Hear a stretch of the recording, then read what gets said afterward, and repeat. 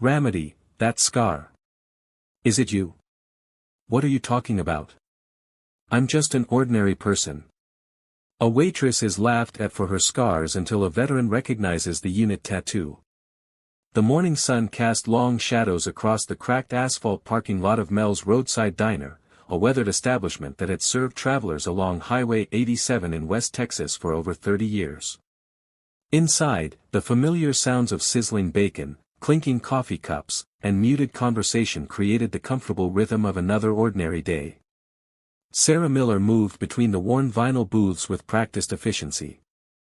Her 35-year-old frame carried the weight of experiences that most people could never imagine. Her dark hair was pulled back in a simple ponytail, and she wore the standard uniform of black slacks and a white button-down shirt with sleeves that she unconsciously tugged down throughout her shift. The burn scars that traced across her left shoulder, neck, and arm were impossible to hide completely, despite her careful attention to clothing choices. They were the kind of scars that drew stares and whispered conversations, the kind that made people create stories in their minds about accidents, house fires, or other tragedies they couldn't quite comprehend. What the customers at Mel's diner didn't know was that Sarah's scars told a story of heroism, not tragedy. They were the permanent reminders of an IED explosion near Ramedy in 2006, when Army medic Sarah Miller had thrown herself over a wounded soldier to shield him from the blast that would end her military career but save his life. For 3 years now, Sarah had worked the morning shift at the diner, serving coffee and comfort food to truckers, travelers, and locals who had grown accustomed to her quiet competence. She never got an order wrong, always brought extra napkins to tables with children, and maintained a professional demeanor that earned respect, even from those who whispered about her appearance. The regulars had learned not to ask questions. Some speculated about her past, a car accident, maybe, or a kitchen fire. Others simply accepted her presence as part of the diner's landscape, appreciating her efficiency and the way she anticipated their needs without unnecessary conversation. Sarah preferred it that way. Anonymity was a luxury she had chosen deliberately after her medical discharge from the Army. The medals in her dresser drawer at home, including a Purple Heart and a Bronze Star with V device, remained hidden, just like the faded 3rd to 5th Infantry tattoo on her forearm that she kept carefully covered. In this small corner of Texas, she was just Sarah the waitress, not Sergeant Sarah Miller, combat medic, who had saved 17 lives during 2 tours in Iraq before her own service came to an abrupt and painful end. The morning rush had settled into its familiar rhythm when a group of out-of-town contractors arrived. Their loud voices and crude humor immediately disrupted the diner's peaceful atmosphere. They were working on a pipeline project outside town and had made Mel's their regular breakfast stop, much to Sarah's dismay. "Hey, Scarface," called out Chad, the apparent leader of the group, as Sarah approached their table with coffee. "Try not to spill any on us. We don't want to end up looking like you." His companions laughed at the cruel joke, their eyes following Sarah's movements as she poured coffee with steady hands, her face showing no reaction to their taunts. She had learned long ago that responding only encouraged them, and that dignity was sometimes the only armor available against such cruelty. "What happened to you, anyway?" asked another contractor, his voice loud enough to carry across the diner. "House fire, car wreck, or did someone do that to you on purpose?" Sarah continued her work silently, refilling their cups and taking their orders with professional efficiency. Her military training had taught her to function under pressure, to maintain composure even when under attack. These men were not enemy combatants, they were just cruel civilians who had never learned respect. At a corner booth, an elderly couple exchanged uncomfortable glances but said nothing. At the counter, a trucker focused intently on his newspaper, avoiding eye contact. The other customers had grown accustomed to these morning performances, most choosing to ignore the harassment rather than intervene. "I bet she can't even smile with all that scar tissue," Chad continued, emboldened by the lack of response from both Sarah and the other patrons. "Must be why she works in a dump like this. Who else would hire someone who looks like that?" Sarah's hand tightened almost imperceptibly on her coffee pot, but her expression remained neutral. She thought about the soldiers she had treated in field hospitals, young men and women who had suffered far worse injuries than hers, who had faced their pain with courage and determination. Their memory gave her strength to endure these petty cruelties. It was then that the diner's front door opened with the soft chime of its bell, and a man in his early 40s entered. He wore faded jeans, work boots, and a weathered Marine Corps cap that had seen better days. His bearing was unmistakably military. Straight posture, alert eyes that automatically scanned the room, and the careful, measured movements of someone who had learned to assess threats and opportunities in an instant. Michael Kelly had been driving cross-country, taking his time to visit places he had never seen during his years of military service. The diner looked like the kind of place that served honest food and strong coffee, exactly what he needed after spending the night in a roadside motel. As he settled into a booth near the window, his eyes found Sarah moving between the tables. Something about her bearing caught his attention, the way she carried herself with quiet dignity despite the obvious harassment she was receiving from the contractors. He had seen that kind of composure before, in combat zones where maintaining professionalism could mean the difference between life and death. When Sarah approached his table, her sleeve rolled up slightly as she reached for his coffee cup, revealing just a glimpse of scarred skin and something else, the faded edge of what looked like a military tattoo. "Coffee?" Sarah asked quietly, her voice carrying the neutral tone she used with all customers. "Please," Michael replied, studying her face with the intensity of someone trying to place a half-remembered memory. "And thank you." As Sarah poured Michael's coffee, he noticed the way she moved, efficient, purposeful, with the kind of spatial awareness that came from working in high-pressure environments where every second mattered. When she turned to leave, her sleeve shifted again, and this time he caught a clearer glimpse of the tattoo on her forearm. The partial letters he could see made his breath catch in his throat. 3rd to 5th was barely visible, but for someone who had served in Iraq, those numbers carried profound significance. The 3rd Infantry Division, 5th Brigade Combat Team, had been one of the most decorated units in the Iraq War, known for their courage under fire and their exceptional medical corps. Michael's mind raced back to a dusty street in Ramadi, 2006, where an IED had nearly ended his life. He remembered the chaos, the pain, and, most clearly, the hands of a medic who had worked frantically to keep him alive while under enemy fire. He had never seen her face clearly through the blood and smoke, but he remembered her voice, calm and professional, telling him he was going to be okay. Meanwhile, the contractors were escalating their harassment. "Hey, Frankenstein," Chad called out as Sarah passed their table again. "My eggs are cold. Maybe if you moved faster instead of limping around like a broken toy, the food would still be hot when it gets to the table." Sarah stopped at their table, her posture straight despite the verbal assault. "I'll have the cook prepare fresh eggs for you," she said quietly, reaching for the plate. "Don't touch it with those mangled hands," another contractor said with disgust. "Who knows what diseases you might be carrying?" The cruelty of the comment sent a ripple of discomfort through the diner. Even the regulars, who usually ignored the harassment, looked up from their meals, their faces showing embarrassment at their own inaction. A small child at a nearby table, unaware of the adult dynamics playing out around him, looked up at Sarah with innocent curiosity. "Lady, did it hurt?" he asked, pointing at her scars. Sarah's expression softened as she looked down at the boy. "Not as much as being forgotten," she replied quietly, a response that carried more weight than anyone in the diner could understand. Michael felt something click into place in his memory. That voice, that calm professionalism in the face of crisis, he had heard it before, in the worst moment of his life.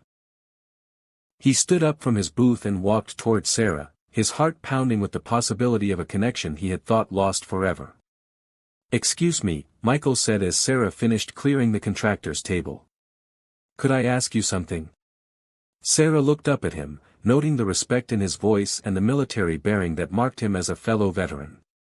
"Of course," she replied. Michael's eyes went to her forearm, where the sleeve had shifted again to reveal more of the tattoo. "That tattoo," he said softly. 3rd to 5th Infantry. You served in Iraq. The question hung in the air like a challenge. Sarah had spent 3 years avoiding this exact moment, the recognition that would strip away her carefully constructed anonymity. But something in Michael's eyes, respect, not pity, made her nod slowly. 2 tours, she said simply. Medic. Michael's face went pale as the pieces of his memory fell into place. Remedy, 2006. IED en route Michigan. You were the medic who saved my life. Sarah asked, though she was beginning to understand where this conversation was leading. Who? What? Corporal Michael Kelly, 2nd Battalion, Michael finished, his voice thick with emotion. You pulled me out of that Humvee and kept me alive for 40 minutes until the medevac arrived. The diner had grown quiet, the usual morning chatter fading as customers sensed something significant happening. Even the contractors had stopped their conversation, watching the interaction between Sarah and the Marine veteran. Sarah studied Michael's face, and slowly, recognition dawned in her eyes. You were the one with the shrapnel in your chest, she said quietly. You kept asking about your squad. They all made it home because of you, Michael said, his voice carrying across the silent diner. Every single one of them. The revelation transformed the atmosphere in the restaurant. The contractors looked uncomfortable, beginning to understand that their target was not a victim but a hero. The regular customers felt ashamed of their months of silent complicity in Sarah's harassment. Michael reached up and removed his Marine Corps cap, holding it over his heart in a gesture of profound respect. Sergeant Miller, he said loudly enough for everyone to hear, thank you for my life. The silence that followed Michael's recognition was so complete that the sound of the coffee pot's automatic brewing cycle seemed amplified throughout the diner. Sarah stood frozen, her carefully constructed wall of anonymity crumbling around her as every eye in the restaurant focused on the unfolding drama. Chad and his fellow contractors looked as though they had been physically struck. The realization that they had been tormenting a decorated combat veteran who had saved lives in Iraq created a crisis of conscience that was written plainly across their faces. The cruel jokes about her scars, the mocking comments about her appearance, the deliberate humiliation, all of it now stood revealed as attacks on an American hero. You're really a war hero, stammered one of the contractors, his voice barely above a whisper. Sarah's response was characteristic of her quiet dignity. I'm not a hero, she said simply. I was just doing my job. But Michael wasn't going to let her deflect the recognition she deserved. Your job, he said, his voice growing stronger, was to save lives under enemy fire. Your job was to run toward danger when everyone else was running away. And you did it with courage that most people can't even imagine. The elderly couple, who had been regular customers for months, stood up from their booth, the husband removing his own cap in a gesture of respect. Thank you for your service, Sergeant, the woman said, her voice shaking with emotion. We're sorry we never knew. The crisis deepened as other customers began to understand the magnitude of what had been happening in their presence. For months, they had watched Sarah endure harassment and had done nothing to intervene. They had allowed a combat veteran to be humiliated while they sat silently, complicit in their inaction. We should have said something, murmured the trucker at the counter, his newspaper forgotten as he struggled with his own guilt. We should have stood up for her. Bob Johnson, the diner's manager, emerged from the kitchen where he had been listening to the conversation. His face was red with a mixture of embarrassment and anger, embarrassment at his own failure to protect his employee and anger at the customers who had made her life miserable. Ma'am, Bob said to Sarah, his voice formal with newfound respect, I want you to take the rest of your shift off with pay, and I want you to know that anyone who disrespects you in my establishment will be asked to leave immediately. The contractors were now facing a crisis of their own. Their behavior, which had seemed like harmless fun just minutes before, was now exposed as cruel harassment of a disabled veteran. The shame was overwhelming, and they began to understand that their actions had consequences beyond their immediate entertainment. We didn't know, Chad said desperately, his earlier bravado completely gone. If we had known you were a veteran, would it have mattered? Sarah asked quietly, her question cutting through their excuses like a blade. Should it take a uniform to earn basic human decency? The challenge in her words forced everyone in the diner to confront their own prejudices and assumptions. How many other veterans were living among them, unrecognized and unappreciated? How many other people were being judged by their appearance rather than their character? Michael stepped closer to Sarah, his presence offering support in this moment of unwanted exposure. "You don't owe anyone an explanation," he told her. "You've already given more than enough." But Sarah was facing her own internal crisis. For 3 years, she had hidden her service, avoiding the questions and the pity that came with recognition. She had chosen anonymity as a form of protection, but now that protection was gone. The scars that had been sources of shame were being revealed as badges of honor, and she wasn't sure how to handle the transformation. "I just wanted to be left alone," Sarah said, her voice barely audible. "I just wanted to do my job and not have to explain myself to anyone."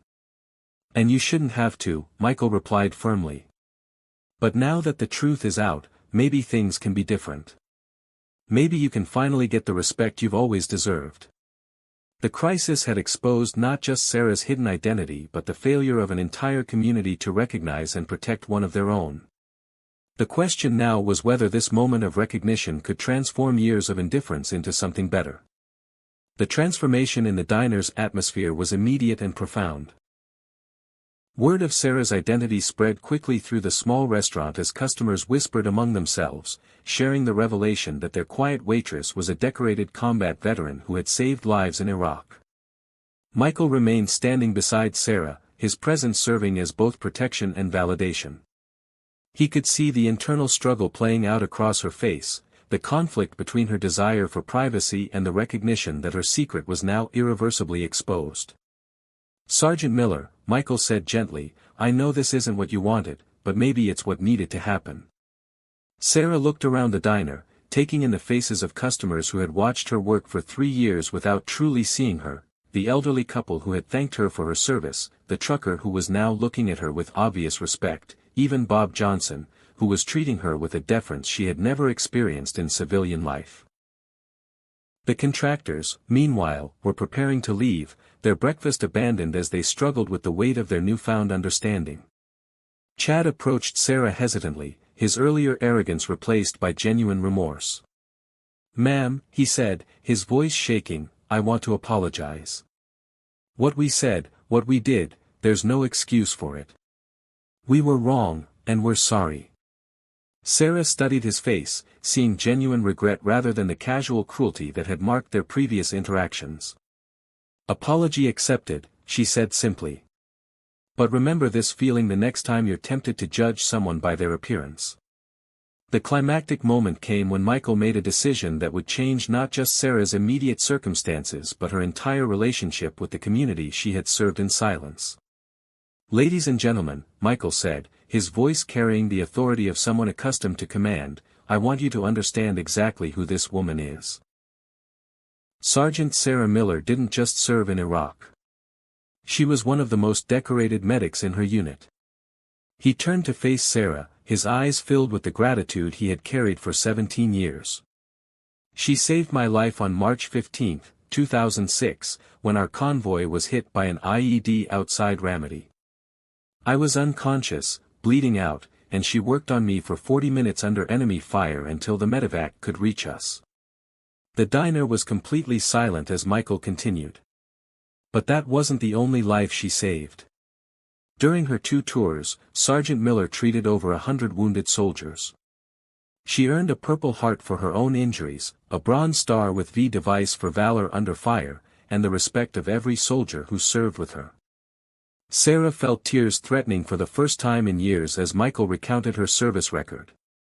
She had spent so long hiding from recognition that hearing her achievements spoken aloud felt surreal. "The scars you see," Michael said, his voice growing stronger, "are the marks of courage. They're proof that when her country called, she answered. When soldiers were wounded, she ran toward the danger to help them. And when an explosion threatened to kill me, she threw herself over my body to shield me from the blast." The elderly woman at the corner booth began to cry openly, her husband's arm around her shoulders as they both struggled with the emotion of the moment. Other customers were wiping their eyes, overwhelmed by the realization of what they had witnessed without understanding.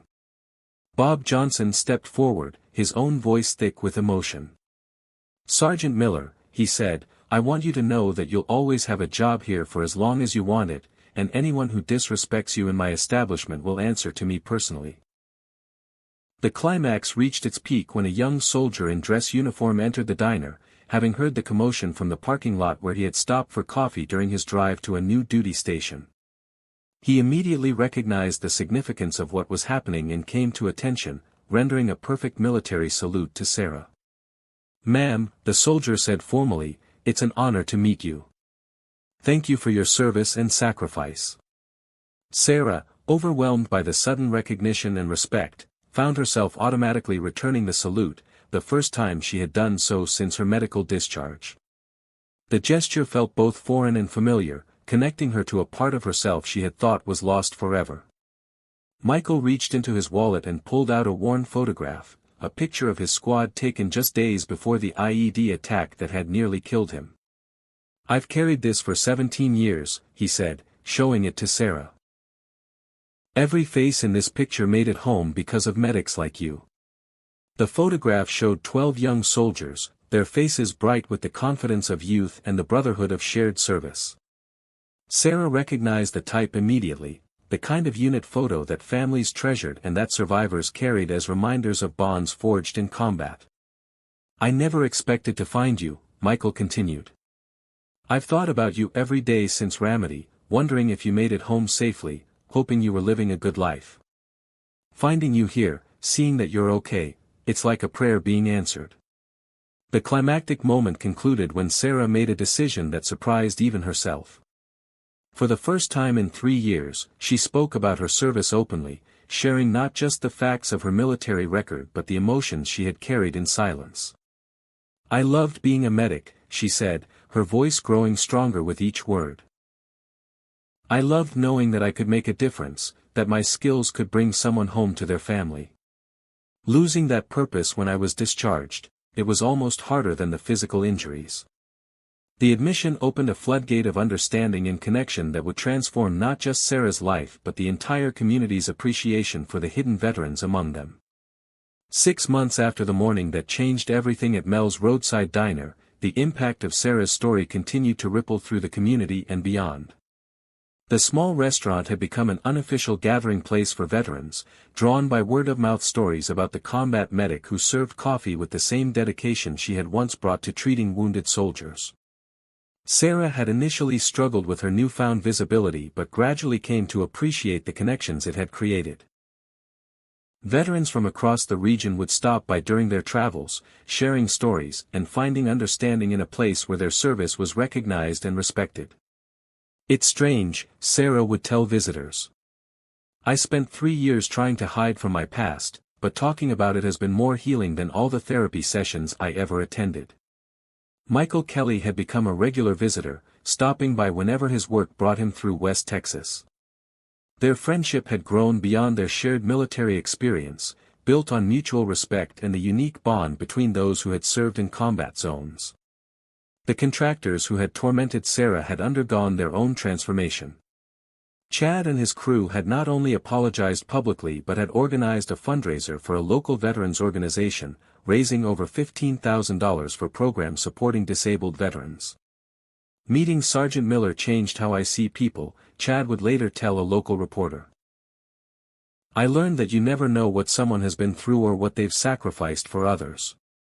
Bob Johnson had implemented new policies at the diner, including a Veterans Eat Free program on holidays and a wall of honor featuring photos and stories of local veterans. Sarah's story had been featured in the local newspaper, then picked up by national media, inspiring similar recognition programs across the country. Most significantly, Sarah had found a new sense of purpose. She began volunteering at the local VA clinic, using her medical training to help other veterans navigate their healthcare needs. Her experience bridging military and civilian life made her an invaluable advocate for veterans struggling with similar transitions. "I thought my service ended when I was medically discharged," Sarah reflected during a speech at a veterans event. But I learned that service is about more than wearing a uniform. It's about using your skills and experience to help others, wherever you are. The waitress who had been laughed at for her scars had become a symbol of hidden heroism, reminding communities across America to look beyond appearances and recognize the veterans who walk quietly among them, carrying their service with dignity and grace. This story demonstrates how recognition and respect can transform not only individual lives but entire communities, revealing the hidden heroes who serve in silence until someone takes the time to truly see them.